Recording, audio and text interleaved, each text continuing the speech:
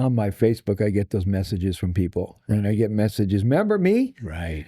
And those remember me used to scare me because it was one of those, I was with you 30 years ago and I need help and I got no money and I got no insurance. And those are the remember me calls. Right. But now I get remember me's on Facebook. Thank you for what you've done. And I got 90 days sober or 9 months sober. And I said, when did I meet you last? She said, 16 years ago. Oh, yeah. But you planted the seed. There you go. I remember I pulled up to group one day. It was pouring rain. I had a big gulp in one hand. I used to drink sodas. I don't do that anymore. Right. And an umbrella in the other hand. And there was a girl in a headlock.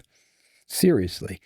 So I walked up to the family. There was mom, dad, stepmom, and stepdad. Mm. And I said, hi, I'm Cary. And they were telling me about the girl. They said, she's 14 years old. She's been on the streets. She's been using drugs.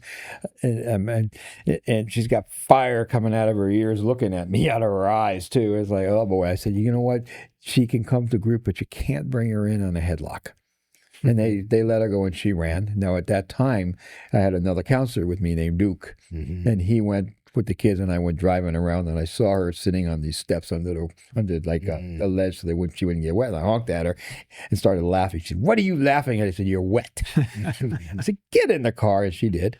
And she came and we talked. And in those days, you could keep kids for 4 months in treatment. Yeah. So she came into treatment, and that family came every week. All the sessions, Monday, Tuesday, and Wednesday. We had sessions in those days. And mom, dad, stepmom, and stepdad, mom, dad, all of them.